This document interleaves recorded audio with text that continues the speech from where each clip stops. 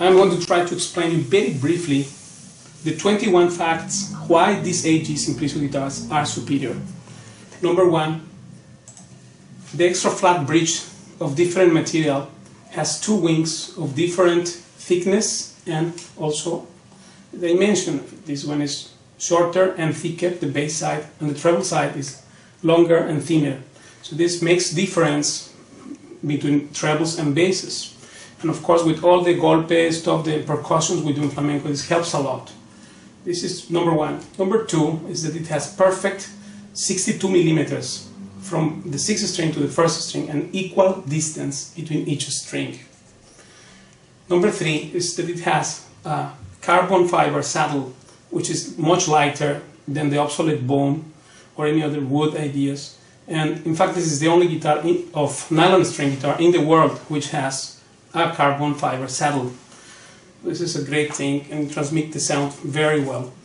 Now number four is alternative fretboard materials, like in this case this one of my guitar is this one, by the way. And this guitar here has a cherry fretboard and playability is matchless playability. It's so easy to play because this is so light. I explained this in detail in many videos which you will see in the description, but now I'm just summarizing all these. Number five, it has the revisited optimized fret division, new fret division revisited, because in Spain no guitar tunes well properly, any other brand I mean, because it has inaccuracies on the placement of frets which have not been checked for the last 80 years. And this here is the new fretboard division, which is very precise and it offers you perfect tuning. I proved this in many videos, which you will see also in the description, of course. Number six is the zero fret. This made first by Hermann Hauser in 1932, and now AG is using this, offers even more accurate tuning and also, of course, durability and depulsation, means the feel and the touch that it offers this change forever your left hand performance. Number eight is the scalloped fretboard. You see this part here. Number seven, sorry, this is a scalloped fretboard. This part here, it's not just a straight, but it has this part, and that protects the top from breaking and gives balance to the top as well. So this is a very interesting feature here, scalloped fretboard.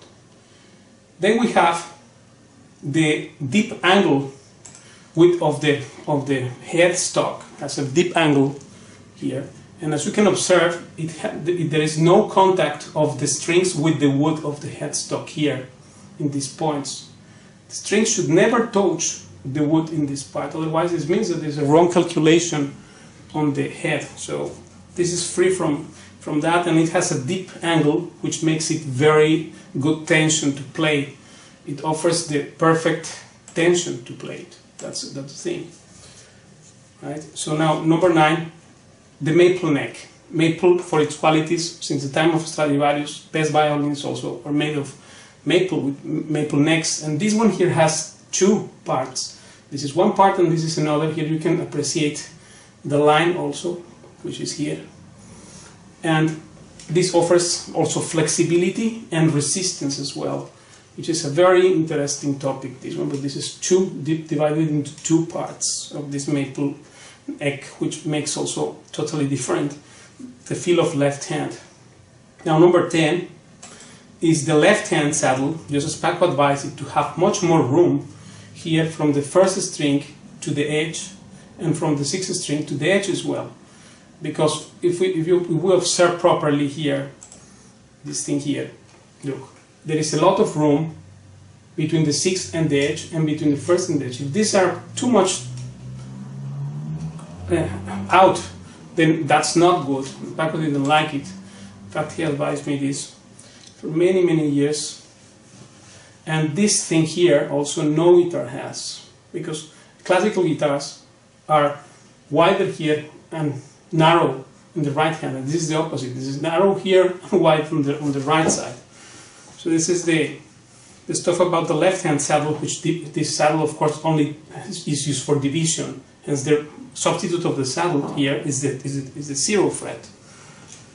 Right? Then the number 11 is the sound port, the lateral sound port, this here.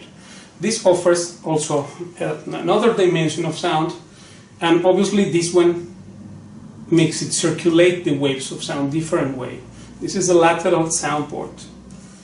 And then here we have the double sound port, the double soundboard. So this is the top of Simplicio, which originally, well, you know, in 1929, this is from one museum,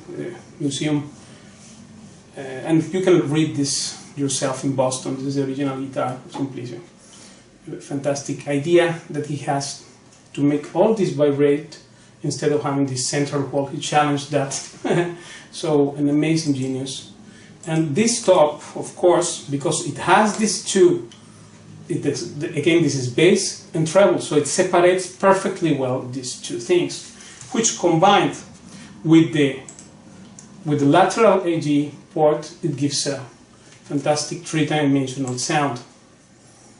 Okay, then here we have number 13, which is the liberated top. Means these bars here inside have there is at least 12 of these different ideas. Here you have but 2 of them. Like this is one, of course, has 8 braces. This is one, and this is another. And this also helps a lot with the golpes and with the percussive elements which we use in flamenco. It's a very interesting thing. Now, number 14 is that it has ergonomic edges. These purflings of limoncillo, of this white wood, of a small tree, you can appreciate how this is rounded. It's not make like this, a bit cuts, or it's not good to have guitars which doesn't have this, because it's uncomfortable to play. So these ones here are all rounded ergonomic edge on the purflings, on its purflings, all the guitar. Number 15, here you can see also round. Number 15 is that it has, of course, a bigger top, which let you position your forearm in a better way, with more distance. This I explain also in videos, all this in detail, but this distance from here to here is bigger because the top is big. That also Paco changed forever, and he introduced these ideas, and it develops into this thing. You can hold much better your forearm with that. Then of course the back and sides are, in this case, this is a Brazilian rosewood guitar, only the tulip wood guitar also. It's a very amazing thing because of most exotic kind of woods on the back and sides. You can see ever here, this thing here, you see. So very, very nice back and side, which is also tuned, by the way. The tops are also tuned and obviously the back and sides are also tuned. This generally is one tone up to the top. Okay, then it comes the balance aspect, which is a weight thing. The guitar just stands there horizontally because of its balanced weight, which is a unique feature. This is one thing, number 18, also unique thing. Then now we have the balance between treble and bass on the sound.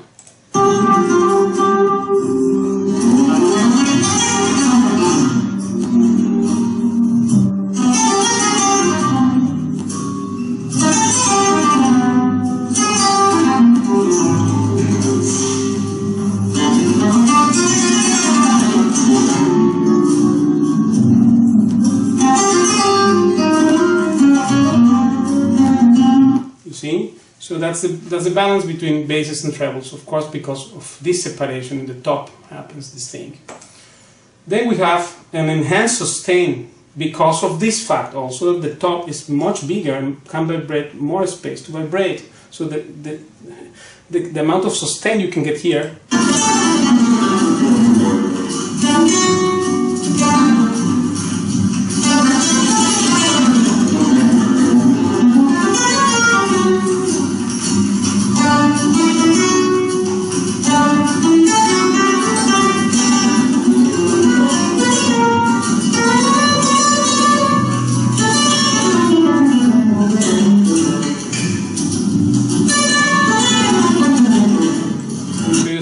hold more the notes.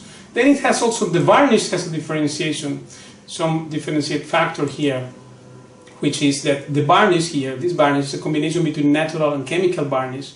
Unlike common guitars, it's not a shiny plastic varnish, but it's a varnish which has enough elasticity and enough amount of it also. The special formula combination of a matte kind. This is not brilliant or shiny, but a matte varnish, and is water resistant. So because on French polish, which is just what is generally known, that is wear off with sweat. So this here is very interesting thing.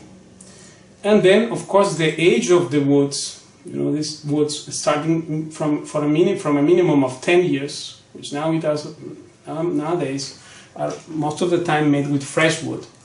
And this wood here in AG goes from a range of from 10 to up to 20 years of aging. And this is all what we will say now. Those are 21 facts that no other guitar has. Check this varnish and the type of wood. This is Brazilian tulip wood, one of the most exotic woods. For example, this here, well, you see, this is 10 years age. This one here of Fresno. And look how it sounds.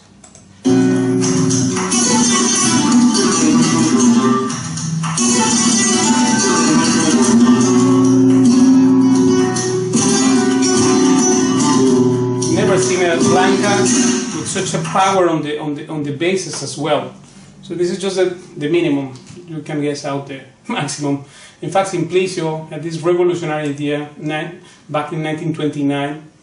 And well, just to show you one detail here, this Simplicio guitar in 1927, before he discovered this double soundboard idea, this here, this is an auction in New York. You can check the link here up and see it yourself. But the fact is that this one here, which ended in April 2014, this guitar, check how much was sold for. You see, auction started on this, ended, sold for almost $250,000. So that's how the tradition, this is considered the Stradivarius of violins, of guitars, right? So a great thing, and to bring this to life again, it's not less than a super amazing thing, and I'm very grateful to be able to play. This is why these guitars are superior.